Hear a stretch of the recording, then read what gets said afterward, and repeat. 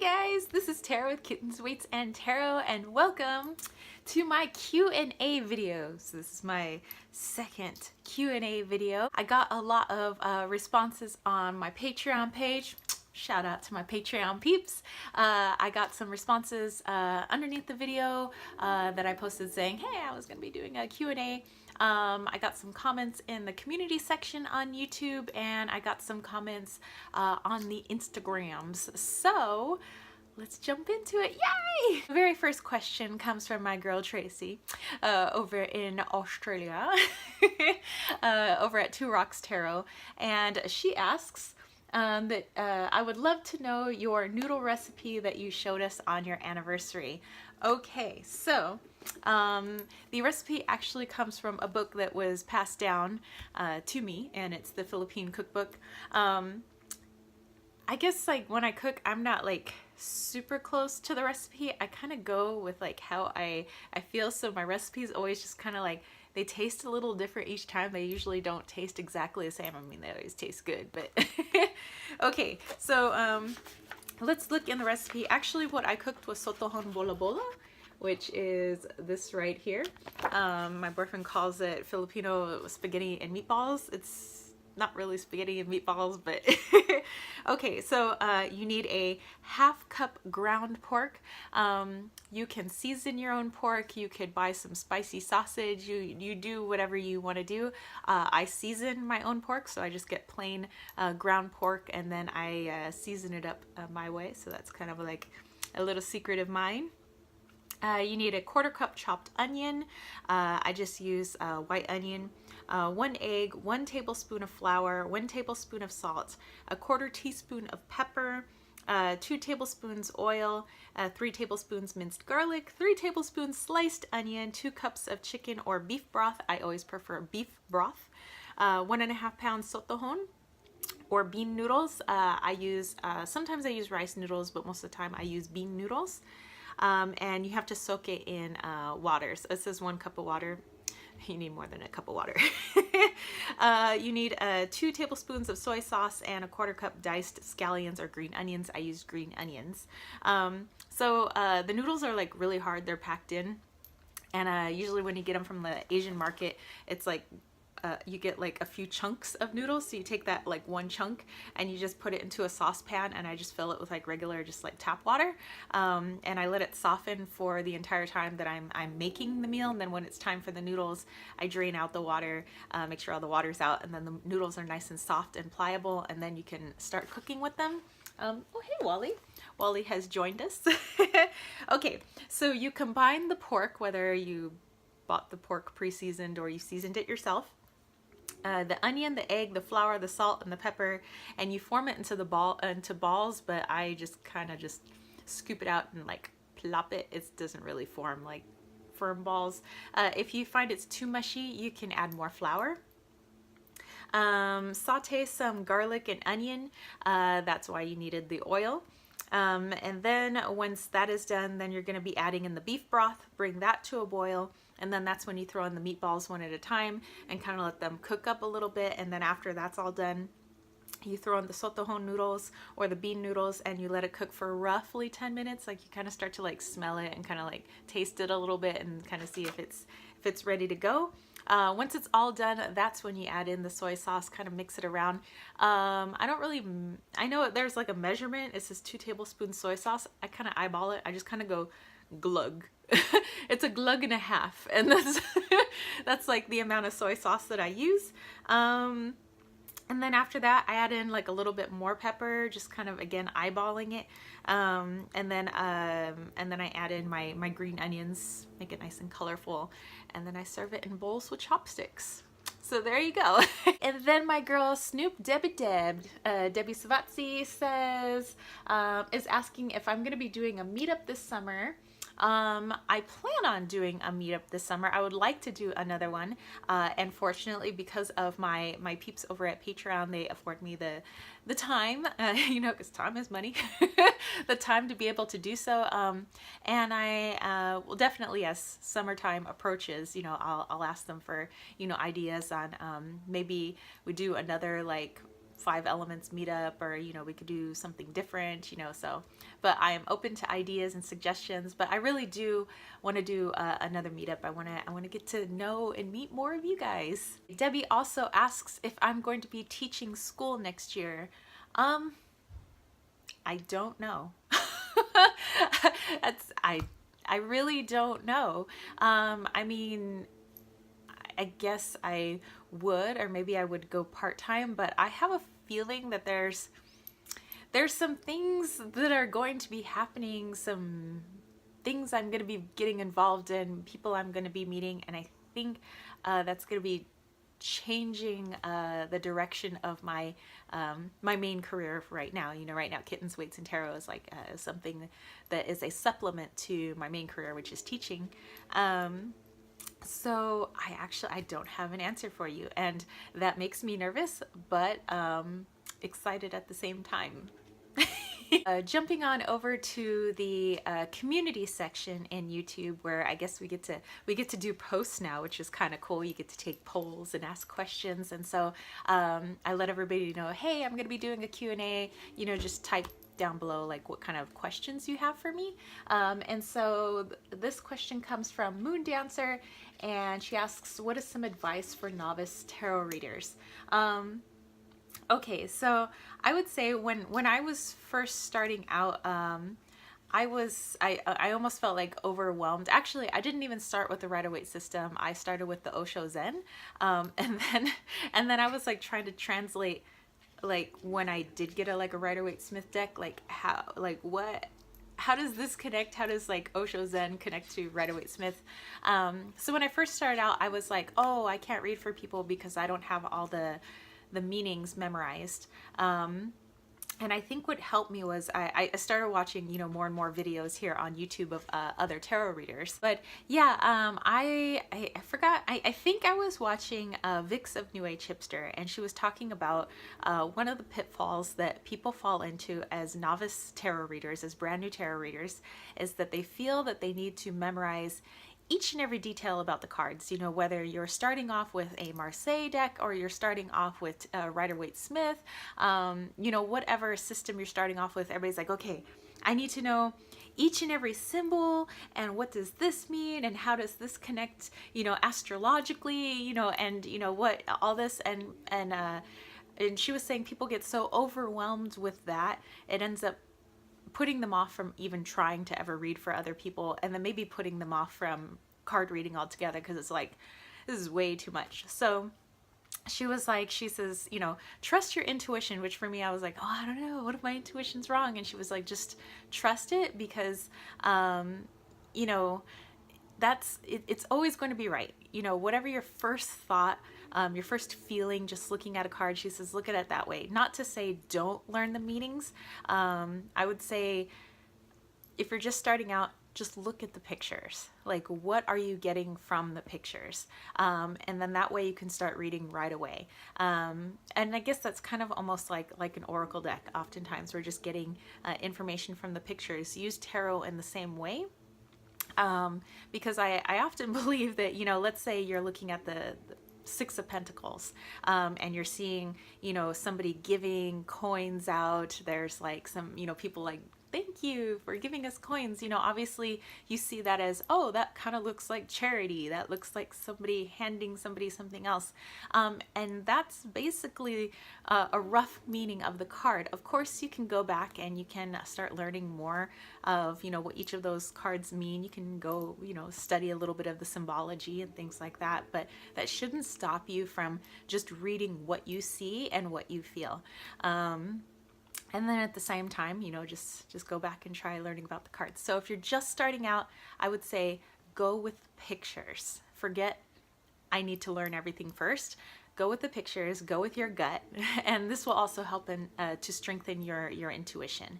And then, you know, on the side, learn a little bit of the astrological meanings, of the symbols, of the this and the that, but don't make that your main focus to where it hinders you from just starting. And then my girl Sherrybug D asks, why chicken grease? Peace, love, and chicken grease, or have I been hearing it wrong all this time? No, you're hearing it right. Every time I sign off on my videos or my live chats, I always say, peace, love, and chicken grease. Peace out. That's like my thing. Okay, peace, love, and chicken grease came from something that one of my best friends, I've known him since 7th grade. So we've known each other quite some time. That was what, 1993, 1994. And he always used to tell me peace, love, and chicken grease, peace, love, and hair grease anytime he would say goodbye to me. So and sorry, there's a Wally killing my hair right now. And so he had a thing for chicken, and anytime he would be like walking around the halls, he'd be like, I like chicken, I like chicken, I like chicken, hey, hey, hey. And he always had a thing for chicken. So it's a shout out to one of my longer standing friendships that I've had. I've had one friend I've known a little bit longer. I've known her since 6th grade, but I've known him since 7th grade, and I'm the godmother of one of his 4 children. But yeah, so that's a shout out to my buddy Tone, who's always said peace, love, and chicken grease. And so I ended up writing it in like notes when I would actually like pass notes in class, or Wally. Sorry, there is a puma. He doesn't really bite hard. He just puts his mouth on you. But yeah, so like if I would write him like letters, because we used to like actually write letters and then, you know, get them in our mail. And he used to sign off peace, love, and chicken grease. I would sign off peace, love, and chicken grease. So it's a shout out to my homie Tone, friend for like ever. And then there's a question coming from Mackie R asking, is my third eye a curse or a gift? I would say that the response to that has changed since I've gotten older. When I was younger, when I was a child, even I would say going into like middle school, early high school, maybe even parts of when I had first got off to college, I would consider it a curse because I don't know, there were just things that I was uncomfortable seeing, like in terms of like my clairs. There was things that I was uncomfortable knowing. Like I just knew when certain people that were very close to me and my family were going to pass away, even though they weren't sick at the time. It was just things where it was like, if I feel like I can't do anything about something, you know, and I just know that something's gonna happen, I felt like that was a curse. Like, what's the point? And then like as far as like seeing spirit and things like that, I used to be very afraid. You know, stuff used to freak me out all the time, probably because I listened to too many ghost stories, which, you know, are the intention is to scare people and not to help people understand spirit. So as I've gotten older, as I've come to understand certain things about the universe and my place here, although I don't know that fully, so I'm not like sitting here saying I'm like some kind of like guru that knows everything, but I appreciate it more. I'm more thankful for like, wow, I feel like I'm more in tune to something that most people are shut off from because they fear it, and I'm glad that I'm more open to it. And the more that I'm open to it, the more that I see and feel and hear, and you know, the more that I can do to help people. So I see it more as a gift now, because I see that there's a lot of people that benefit from what I can do to help them. And so I will do all that I can to enhance what I have, even if it at times is a little uncomfortable, because I know that other people benefit from it. So yes, the definition has changed. All right, and then my girl Mags, the woodland hag, she had actually quite a few questions from me, so let me look at those. And I'm looking at my computer, by the way. She said, my all-time favorite crystal, just one. Oh, okay, that's easy. Hemimorphite. Hemimorphite is my favorite crystal. You can look it up. It's a beautiful, well, actually, hemimorphite from China. It's a beautiful icy blue crystal. It actually looks like snow or packed ice. It's a beautiful, beautiful blue with white on it, white patches. And to me, it's very calming. I've taken pictures of it, and it's actually what's on my oracle deck, which is coming soon. So yes, hemimorphite is my favorite crystal. She said my all-time favorite deck, and I have to just pick one. Gosh, there's quite a few that I would consider my homie decks. Like, I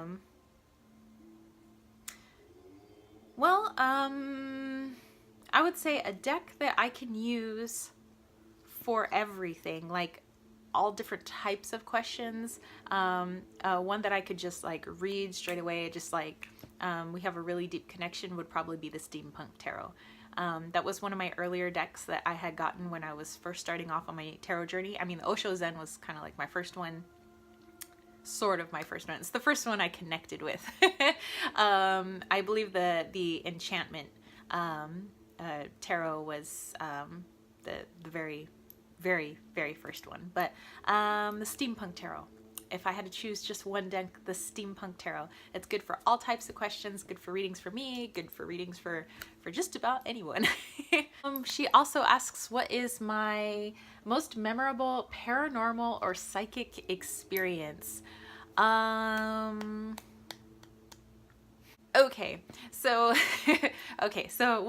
we'll do this one. There was one time where my father, my mother, my brother, and I were all in the living room together. We're watching television, and we start smelling this like rose perfume.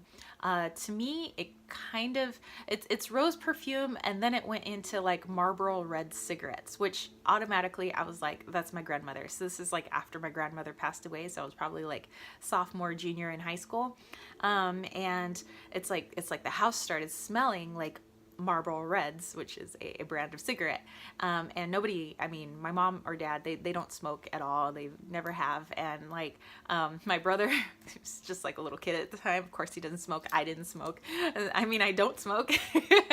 And so, we're like smelling these Marlboro Reds, and my dad's like, where's that coming from? Because it's like overwhelming, and like we all stopped watching television to be like, where is the smell coming from? My dad starts like accusing me, like, are you smoking cigarettes? I'm like, I'm not smoking cigarettes, I've been sitting here, like, duh.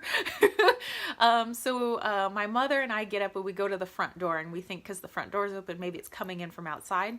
Nope, don't smell it there. We can smell it's almost like a gray cloud like coming down from the hallway. And so we all get up, like all four of us, and we're walking down the hallway, and my brother's like clutched to my sweater. He's like behind me, and he's like kind of like, oh, you know, what's there? And so as we're getting towards the bedrooms going down the hall, the smell is getting stronger and stronger and stronger. And we kind of like smell towards the bathroom. No. We smell towards the master bedroom. No, it's not coming from there. We smell into my brother's room. No, it's coming from there. And then we smell into my room.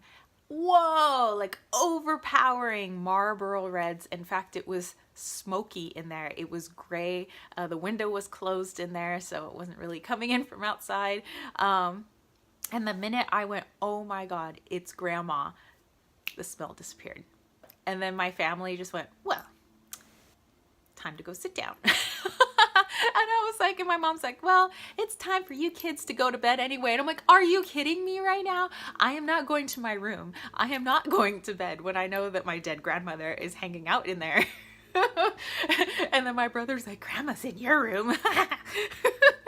So yeah, that was probably a funnier paranormal experience, but very memorable, you know, that involved the whole family. Mags also asked, what are my thoughts on the afterlife? Scientifically speaking, I know that energy cannot be destroyed. You can transmute energy, you can move energy, there are a lot of things you can do with energy. Energy can create energy, but you can't destroy energy.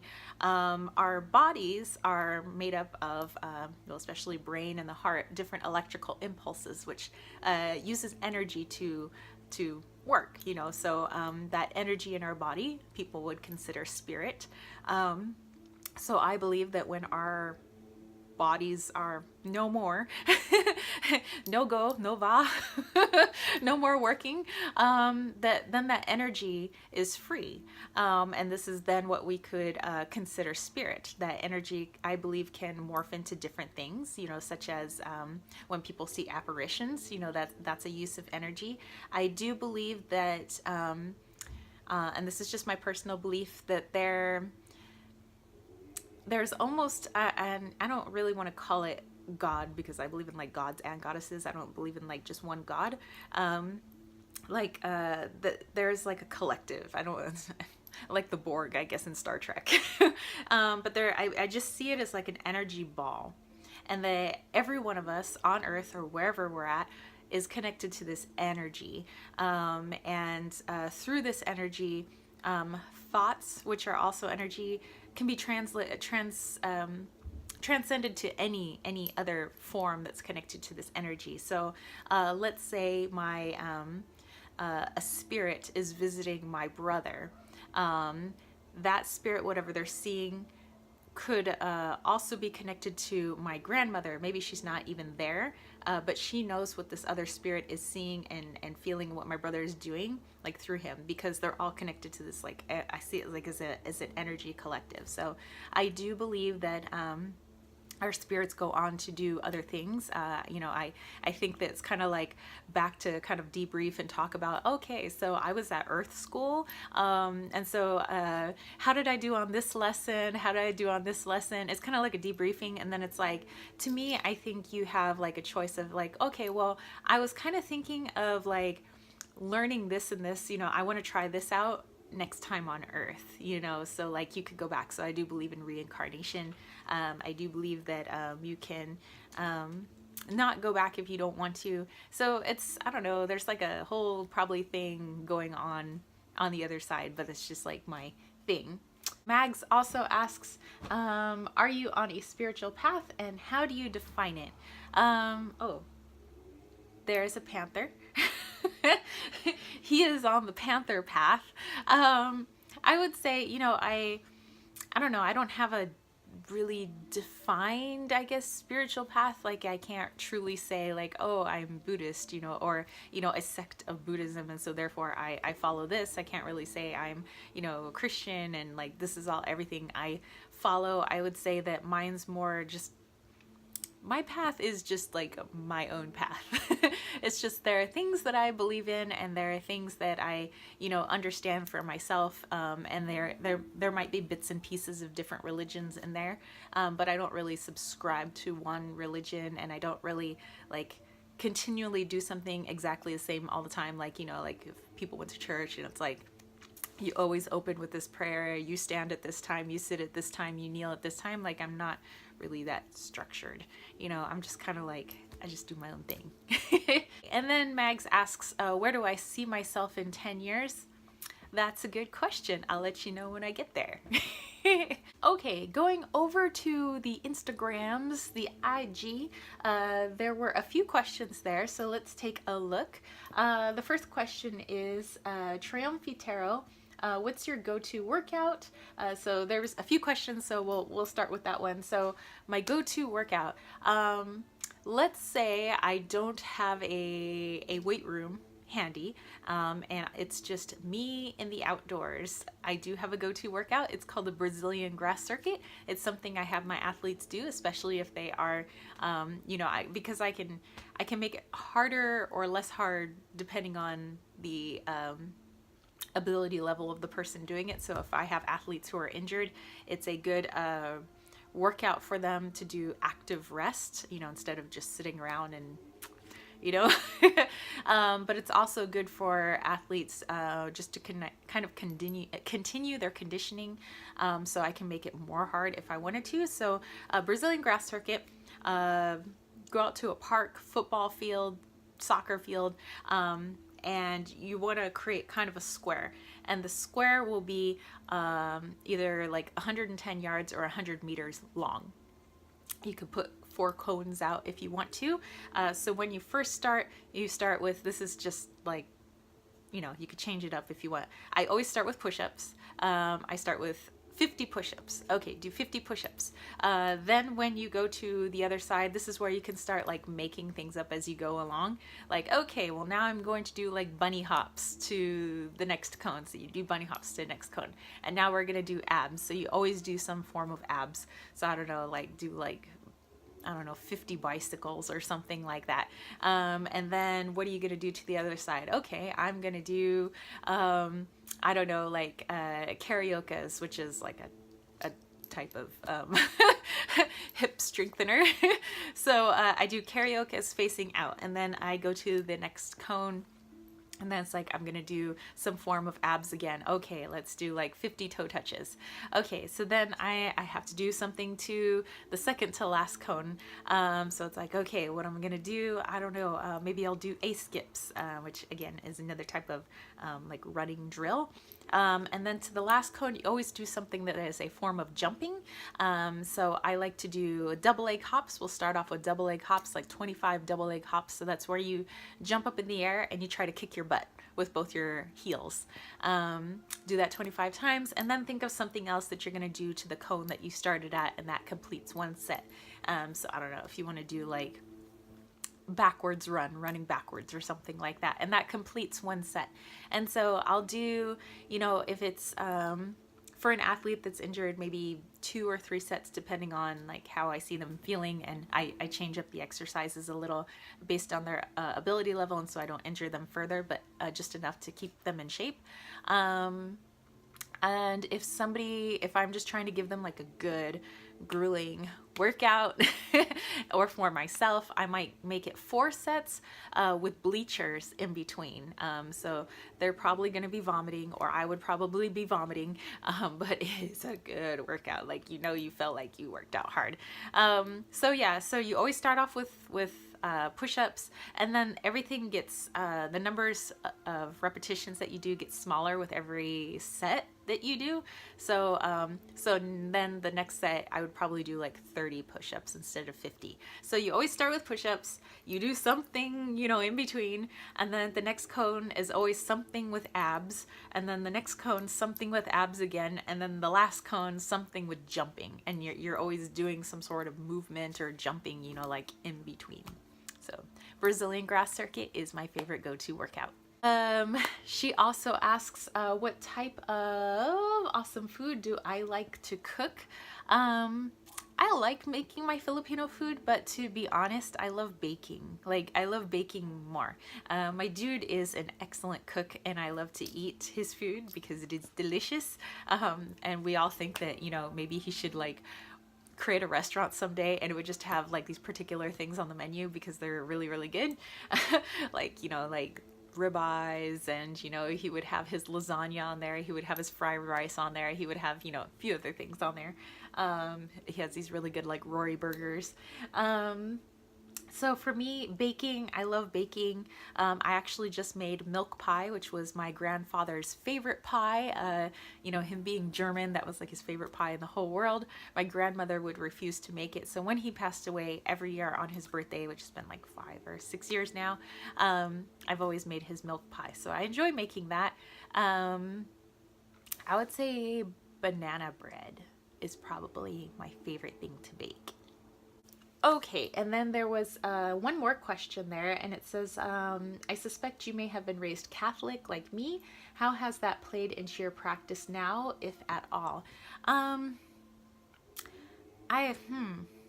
don't think it actually plays into my practice now. I mean, I believe in the energy of an ascended master, Jesus, but that's not who like my main person that I work with, on an energetic level. I have other deities that I work with in ascended masters. I sometimes work with Buddha. I am, working with a couple of my spirit guides. I work with Kuan Yin, you know, I work with a lot of different stuff. The only time I call in the big JC is when I'm doing like house clearings or space clearings, when I feel like it's too much for my own energy to clear, like if I feel I need some extra help. And it's not just him. There's like 3 people I call in. It's Jesus, Shiva, and Ganesha, and they're my power 3. And whenever I feel unsafe energetically, those are the 3 people that I call in. If I'm clearing somebody's home or I'm clearing this home and I feel like I can't do it myself, those are the 3 I call in. But really, that's really the only time I work with like the Jesus energy, but it's in connection with those other 2, Shiva and Ganesha. I do believe in angels, but not in really the Catholic sense. I just see them as another sort of energy. I believe in a lot of different energies that are there. So I call that angel, but you know, it's probably by another name. Some people call them devas. You know, it's yeah. I don't think it really plays much into my practice really at all. I started off in kindergarten and first grade. I went to a Catholic school. And even then, it didn't really like connect with me what was being said like in church and in the Bible. More, I was like connecting with the energies that I was seeing while I was in church. I'm like, you know, I can directly connect with these beings that we call angels. You know, I don't see why you can't just connect with this dude named Jesus. So I've always been a little more on my own that way. And then, I don't know, my family really wasn't on the religious train until I was in middle school, when all of a sudden my mom found Jesus again and decided we all needed to find Jesus again, minus my dad because he thought it was a load of crap. And and so my mom like made us go back to church, and it never connected. Like I never was fully like, woo, church. You know, I was always my own thing. I've always done my thing, you know, no matter what religion was being pushed on me. Okay, and then Pilates M Pop asks, does being intuitive seem to spoil surprises? For instance, your boyfriend wants to throw you a surprise party. Do you usually sense what's going on, or do your guides keep surprises quiet? That's an interesting question. I would say, you know, if somebody says, I was thinking of doing something for you, or I've gotten something for you, right away my brain goes to, ooh, I wonder what it is, and I'll get a little glimpse of something. But if in my brain I've been like, I don't actually want to know what it is, I won't know what it is. Because, you know, I do love surprises. You know, but if somebody was just like, hey, you know, they want to surprise me, I'm gonna be surprised. I think that, you know, guides aren't trying to like spoil the fun of being human. So, you know, like what kind of a downer would that be if I always knew when people were gonna surprise me with something, or if they were gonna get me something, you know, unless they really truly want to know what it is, then I might tap in and know, but I don't really want to know. So therefore I don't know. And just because I'm an intuitive, and, you know, and I sometimes know when things are going to happen, I don't always know when everything's going to happen. Like, let's say there's something really awesome going to happen, or some tragedy is going to happen. I don't always know, you know. Once in a blue moon, I might get a feeling of something, you know, but I think for the most part, I'm shut off from that, because I don't know, maybe mentally that would just like mess with me if I always knew certain things. Some things I do, and it does upset me, especially if it's upsetting news. But yeah, for the most part, I think it's like some sort of unspoken thing between me and my guides. It's like, hey, like, keep things fun in my life, and don't let me know everything unless I'm like actually literally trying to figure out what something is or what's going on, you know, otherwise I don't know. Okay, Pilates M-pop. I like that M-pop, like M-pop, that's M-bop, not M-pop, but okay. Next question. When you read for yourself, do you have a ritual you do before your beforehand, or do you just sit and throw down some cards? I do have a ritual. It's short and sweet. It's not, I'm not a big like dramatic for show type thing. If I'm going to read for myself, actually I still don't just throw down cards. I at least take the time to center myself and just like, I breathe. I kind of clear my head a little bit. I do, and this takes like maybe 1 or 2 minutes. Check in with myself, like where am I, like emotionally and energetically. Like if I feel like my brain is too scattered, I'm a little too chaotic, I won't read for myself right at that moment. You know, I'll give myself some time to calm down. You know, so if I'm emotionally charged about something, not a good time for me to be reading for myself or for anybody else for that matter. So I will ground myself. I will make sure that I'm clear, I'm protected, I'm connected, and then I go and read. And so, like I said, that's like a 1 to 2 minute thing. If I'm going to read for myself, if I'm going to read for somebody else, I sit for probably about 5 minutes before that reading, and I really try to connect with their energy and their guides, and try to get any intuitive hits about that person and their situation before I pull down any cards. So I make sure that there is a strong connection first with me and that person's guides, or me and them and their energy.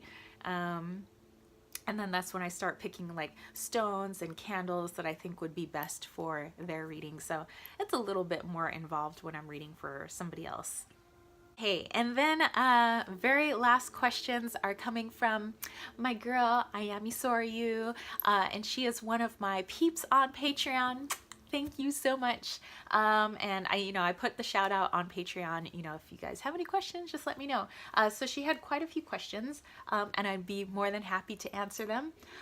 First question was, what is your approach to learning, growing, developing your witchy craft? So is it trial and error? Is it books? Is it other YouTubers? Is it witchy study groups, etc.? I would say it's a mesh of all that stuff. See, when I was growing up, you know, it's, I guess my dad's side, my dad's mother's side, and I never really got to know his dad's side because his dad passed away before well, he passed away when I was like 9 years old, but I was never allowed to know him. He had moved back to the Philippines by then, and my dad and him were not on good speaking terms. But my dad would often talk about his father being, well, we're Visayan, they're Cebuano, and he would say that they're like what you call like witch doctors, like they're healers, and that's what they do. And he would talk about all the different ways his father would use herbs and do weird, he would call it like weird things in order to heal the people in the family, and was very good at it.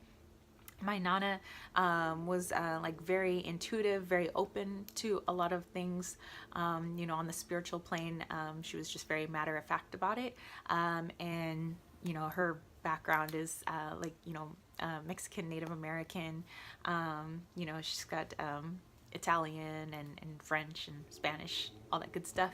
And I've learned a lot from that side of the family, and a little bit from my mother's side of the family, where there was like palm readers and things like that. All that was more like hush hush. So I'd say that I don't know, I was kind of brought up eclectic. You know, so there was a little bit of Catholic in there, but there was like all this other stuff that was going on too. And so that's all kind of played into my witchy practice. But of course, you know, I love watching, you know, different YouTubers. I like Alvine, you know, I like Ethany, you know, there's so many other like people I can't really remember off the top of my head, but I like just seeing like what they do. I don't necessarily really copy anybody, but it's like, oh, that's interesting, or that's an interesting perspective, or I never thought to incorporate that herb into, you know, my spell work. So I do that. Books, I do have quite a few spell books, but I don't follow anything to a T. Just like recipes, when I cook, I just kind of do what I intuitively think I need to do, or how I need to do that particular spell. And I am not doing spells all the time, only when I feel like I need to. Other times I'm like, universe, you do what you think is for my highest good, you know. But if I really think I need to like just give a little extra oomph, little push to something, then I will. So yeah, as far as like witchy study groups, I don't really have any witchy study groups, but yeah, definitely different YouTubers. I do have books. A lot of it's kind of trial and error.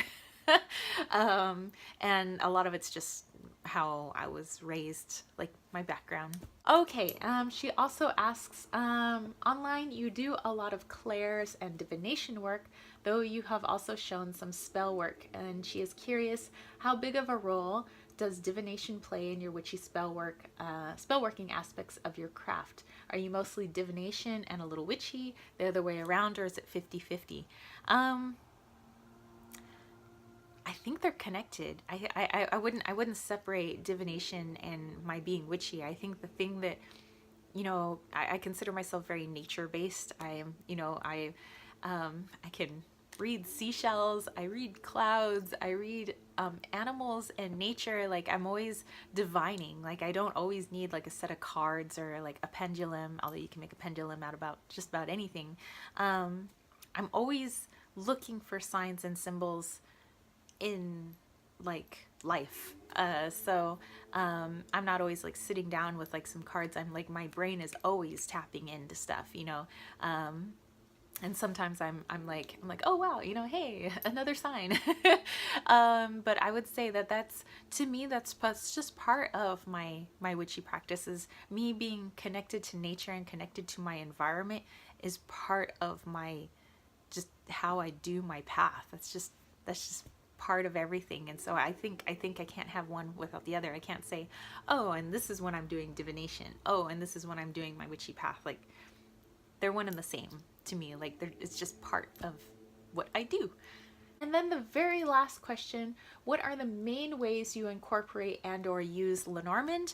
I do use Lenormand, just kind of like, you know, once in a while I feel like doing Lenormand instead of tarot or oracle. And right now I'm trying to learn Kipper, which is awesome. If I'm trying to like look more into a situation, or I need to get some no nonsense answers, I just need really straightforward answer, I will use Lenormand. But actually, more often than not, what I use Lenormand for is for finding things. If I've lost something, which sometimes I misplace things, is for finding things and is for timing. But, you know, I obviously, you know, use it for other things. But I would say like the majority of the time whenever I bust out my Lenormand cards, I have lost something and I need to find it. And I always do. Or I need to know timing. Like, oh, when's this package, you know, that I've sent out arriving to this person? Oh, you know, looking at my Lenormand cards in 3 days.